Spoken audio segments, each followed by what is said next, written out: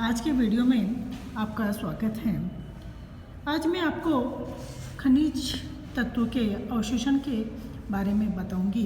इससे पहले मैंने 2 वीडियो आपको डाले थे। उन वीडियो में अपन ने देखा था कि खनिज तत्व जो बृहद पोषक तत्व कौन से होते हैं और सूक्ष्म पोषक तत्व कौन से होते हैं और उनके न्यूनता के क्या प्रभाव हैं। लेकिन आपको मैं थोड़ा सा वापस से बताना चाहूँगी कि बृहद पोषक तत्व जो कि carbon, hydrogen, oxygen, nitrogen, phosphorus, calcium, sulphur, magnesium, calcium, phosphorus आदि होते हैं, इन्हें गुरु पोषक तत्व भी कहते हैं। इनमें से कार्बन, हाइड्रोजन, ऑक्सीजन, फास्फोरस ये जो है प्राथमिक, ये सभी क्या है, प्राथमिक पोषक तत्व हैं और बाकी के जो सभी हैं वो कहलाते हैं सेकेंडरी, यानी कि इनकी आवश्यकता अधिक होती है या सबसे ज़्यादा आवश्यकता इनकी होती है और इनमें इनके बाद ये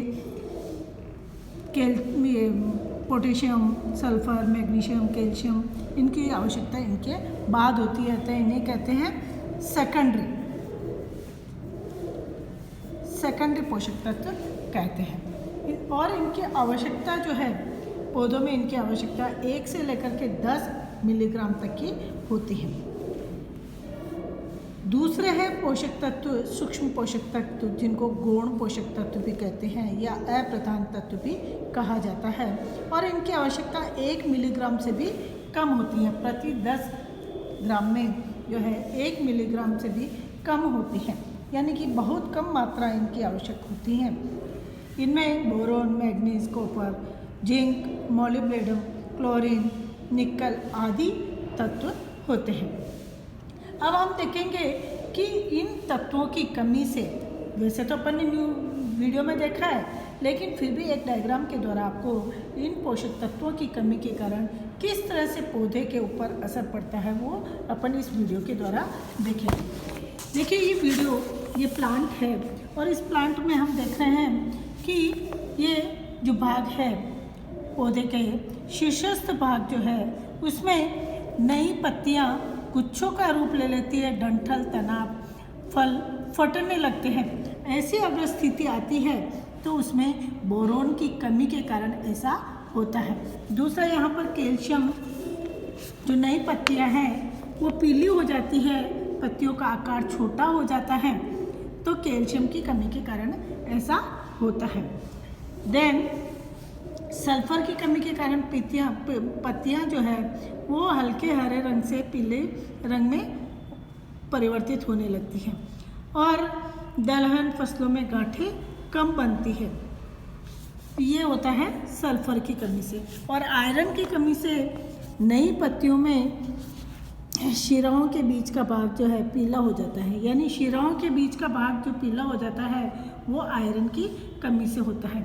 इधर देखिए कॉपर की कमी से पत्तियों की शिराएं मुड़ी हुई हल्की हरी पीली हो जाती हैं, मुड़ने लगती हैं और शिराएं जो है वो मुड़ी हुई होती है, तो वो कॉपर की कमी से होता है। मैग्नीज की कमी से नई पत्तियों की शिराएं भूरे रंग की तथा पत्तियां पीले से भूरे रंग की हो जाती हैं, तो मैग्नीज की कमी से ऐसा होता है। इसी तरह से जिंक की कमी से पुरानी पत्तियों पर हल्के पीले धब्बे दिखते हैं। शिरा के दोनों ओर रंगहीन पट्टी का बनना उसकी कमी का लक्षण है। ये इस तरह से इसमें दिखाया गया है। इसी तरह से मोलिब्डेनम की कमी से जो है पत्तियों के किनारे जुलस पर मुड़ जाते हैं, पत्तियों के किनारे जुलस और मुड़ जाते हैं, वो मोलिब्डेनम की कमी से होता है। इसी तरह से पोटेशियम की कमी से जो है पुरानी पत्तियों के किनारे पीले पड़ जाते हैं और पत्तियां बाद में भूरी झुलसी हुई दिखाई देने लगती हैं, तो ये पोटेशियम की कमी से ऐसा होता है। नाइट्रोजन की कमी से पुरानी पत्तियों का रंग पीला पड़ जाता है और अधिक कमी होने पर पत्ती भूरी और सूख जाती हैं, तो वो कहलाती है नाइट्रोजन की कमी के कारण ऐसा होता है। इसी तरह से फास्फोरस की कमी से पत्तियों या तनों पर लाल बैंगनी रंग आ जाता है, जड़ों के फैलाव में कमी आ जाती है, तो ऐसे में फास्फोरस की कमी है।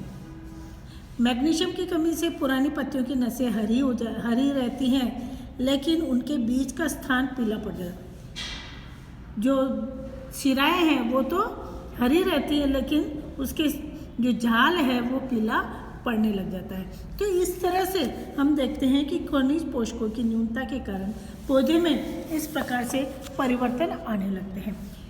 अब हम देखेंगे खनिज लवणों के अवशोषण की क्रियाविधि। खनिज लवणों में अवशोषण में क्रियाविधि जो है वो निष्क्रिय अवशोषण और सक्रिय अवशोषण, दो प्रकार का अवशोषण जो है होता है।